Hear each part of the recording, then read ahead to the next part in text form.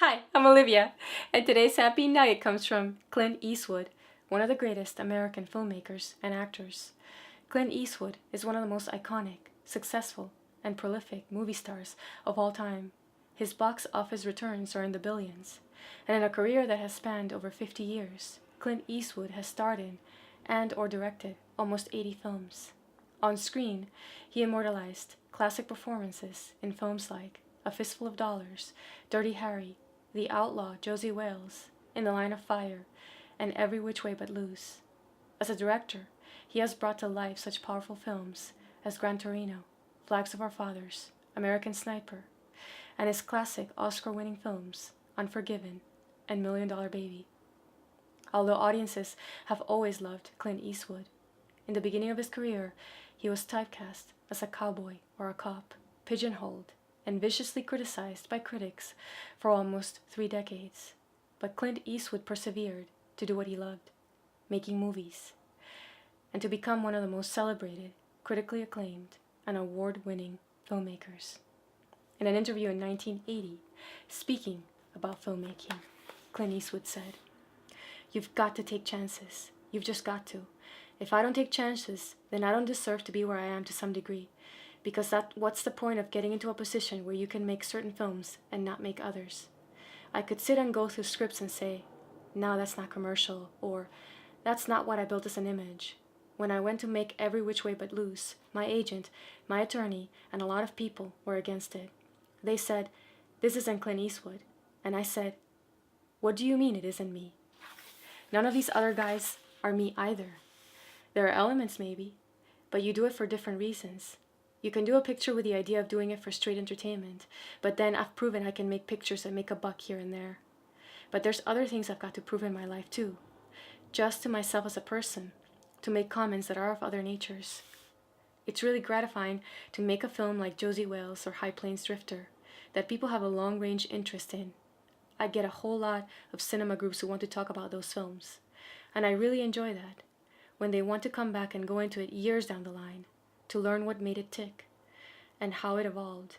It means you did something right, but you've got to trust yourself, trust your instincts." Clint Eastwood was born in 1930 in California. He came from a long line of solid, self-motivated, hard-working Americans. When the Depression hit, his family moved constantly for over a decade looking for jobs. Clint's father worked all kinds of jobs, from pumping gas to being a salesman to support his family. But his parents were down to earth. They never complained, and they confronted whatever adversity came their way with a positive attitude. Clint's father always told him, "You get nothing for nothing. Don't think the world owes you a living, because it doesn't." As a boy, Clint had a newspaper route and bagged groceries. He had 2 passions, jazz music and cars. Clint Eastwood was indifferent about school. He had close friends, but he mostly felt like he didn't belong. As a young adult, Clint drifted from state to state working blue-collar jobs, like working in a pulp mill and a steel factory, not knowing what he wanted to do with his life. After a few years of indecision, Clint decided to go to college to pursue music seriously. But in 1951, he was drafted for the Korean War and spent 2 years in the army. While he was in the military, he met people in the film business who encouraged him to audition as an actor. Clint loved movies, but acting seemed outlandish. However, after his experiences with physical labor and military bureaucracy, Clint was looking for something different.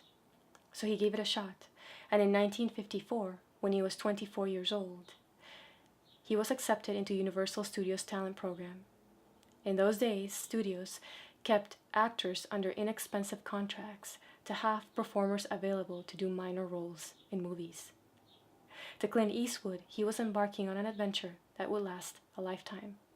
And although no one approved of him being an actor, he was determined to make it work. The talent program was not taken seriously in the film industry, but Clint learned about acting and absorbed everything he could about the film business with humility and a genuine desire to learn. He was curious and fascinated, visiting the different sets and observing everyone at work, especially directors. He prowled producers' offices offering to do any job. He got a few minor acting roles, and then he was fired. But Clint had faith that he had something to offer as an actor. For years, he struggled trying to get roles. In an interview in 1971, Clint Eastwood said, "Hollywood is strange. Everyone is looking for a formula. One year it's two guys on a motorcycle, the next year it's a girl dying of cancer, and they flood the market with imitations. For years I bummed around trying to get a job, and it was the same old story. My voice was too soft, my teeth needed capping, I squinted too much, I was too tall. All that constant tearing down on my ego was bound to turn me into either a better person or a complete jerk.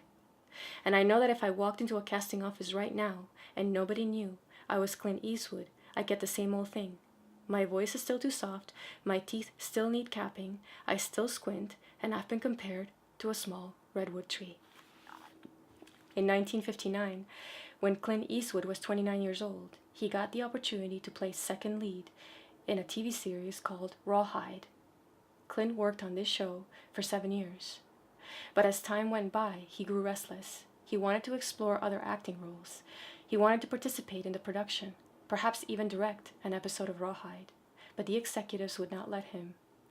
Finally, in 1964, they let Clint go to Spain to shoot a random Western for a then unknown Italian director, a movie no one cared about and no one wanted to make. But Clint liked the script, and he thought he had nothing to lose. That movie was called A Fistful of Dollars by Sergio Leone, and it led to 2 sequels, For a Few Dollars More and The Good, the Bad, and the Ugly. Those films became immediate hits in Europe, but they weren't released in the United States until 3 years later, becoming cult classics. Clint Eastwood was an actor for 18 years before he had the opportunity to direct his first film, Play Misty for Me, in 1971, when he was 41 years old, convincing studio heads to let him direct by offering to do it for free. In 1971, Clint Eastwood also starred in the groundbreaking action film Dirty Harry, cementing his fame as a movie icon. Clint Eastwood never looked back. As a director, he quickly earned a reputation for working with economy and efficiency, notoriously coming under budget and ahead of schedule. Clint Eastwood's films and performances also have an economy of exposition. The less he reveals, the more the audience participates. That's always been the allure and mystery of Clint Eastwood. Throughout Clint Eastwood's legendary career, he was never stagnant. As his interests changed and evolved, his films, both as an actor and director, evolved too. He challenged himself to create deep, penetrating, and thought-provoking films that explore everything from the cost of violence to the loss of innocence. Clint Eastwood never let anyone define what kind of actor or director he was supposed to be. Frustrated with red tape, Hollywood bureaucracy, and inefficiency, he worked tirelessly to develop the connections and relationships in the film industry that have allowed him the independence to follow his instincts. Everyone in the film business wants to work with Clint Eastwood because he doesn't waste anyone's efforts, time, or money, and because he works to create a professional, no-nonsense, down-to-earth atmosphere where everyone, from the crew to the actors, are comfortable, eager, and excited to work. In an interview in 1985, speaking about the beginning of his career, Clint Eastwood said, "The Rawhide series was a great training ground. All of a sudden, everything you ever studied about being an actor, you could put into play every day. It's one thing to work for a week in a Francis the Talking Mule picture, which was how it had been going for me, and another thing to be doing it all day for 8 years. It's like the story of the great classical trumpet player they found one day playing in a baseball orchestra at Wrigley Field. Somebody recognized him and said, 'My God, maestro, what is the greatest classical trumpet player in the world doing playing in a baseball band?' He said, 'You must play every day.' In Rawhide, I got to play every day.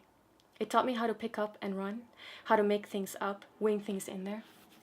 Speaking about directing, Clint Eastwood said, "I learned that you have to trust your instincts. There's a moment when an actor has it and he knows it. Behind the camera, you can feel that moment even more clearly. And once you've got it, once you feel it, you can't second guess yourself. If I would go around and ask everyone on the set how it looked, eventually someone would say, well, gee, I don't know. There was a fly 600 feet back. Somebody's always going to find a flaw, and pretty soon that flaw gets magnified, and you're all back to another take. Meanwhile, everyone's forgotten that there's a certain focus on things, and no one's going to see that fly because you're using a 100mm lens. But that's what you can do. You can talk yourself in or out of anything. You can find a million reasons why something didn't work. But if it feels right and looks right, it works. If you don't take control of your life, others will. If you don't have a clear sense of where you want to go, you'll get lost. If you don't have a burning passion or an intuition about what you want to do in life, don't be afraid to walk different paths and learn as much as you can about everything until you find that thing that makes you click. To walk forward with purpose, you have to trust your instincts. You have to visualize what you want, what you expect, and what you hope for, because seeing it in your mind's eye is the only way to make it happen. And that's today's Happy Nugget. If you enjoyed this video, please like it, share it, and subscribe. As always, I link below the video anything I recommend. I hope you have a wonderful day. Thanks for watching. See you next time.